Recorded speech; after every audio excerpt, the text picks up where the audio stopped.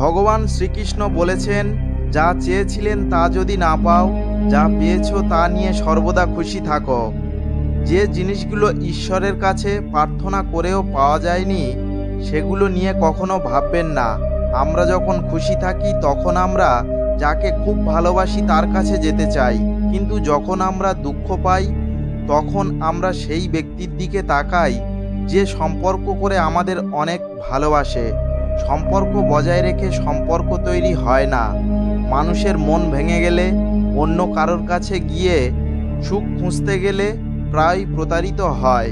দুটি জিনিস মনে রাখবেন, সব কিছুই পরিবর্তনশীল এবং কারো নিজস্ব আলাদা অস্তিত্ব নেই।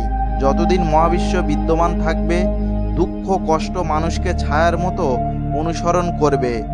আপনি যদি ভালো কিছু ঘটতে না দেখেন, তবুও ভালো কিছু করার চেষ্টা করুন, কারণ এটি জীবনের জন্য সেরা বিকল্প। মানুষের কর্ম কেবল তাকেই নয়, তার ভবিষ্যৎ প্রজন্মকে প্রভাবিত করে। আপনার যা কিছু আছে তা নিয়ে গর্ব করবেন না, অন্যের প্রতি ঈর্ষা করবেন না।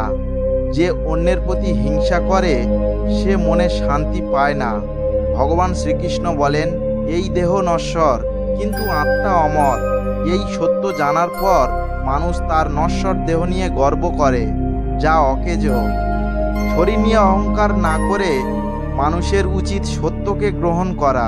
ভগবান শ্রীকৃষ্ণ বলেছেন যে আপনি নিজেকে ঈশ্বরের কাছে সমর্পণ করুন। যে এই সমর্থন জানে সে সর্বদা ভয়, উদ্যোগ ও শোক থেকে মুক্ত থাকে। গীতায় লেখা আছে, শুধুমাত্র ভীরু এবং দুর্বল লোকেরাই তাদের জীবনে সমস্ত চাওয়া পাওয়াগুলিকে ভাগ্যের উপর ছেড়ে দেয়।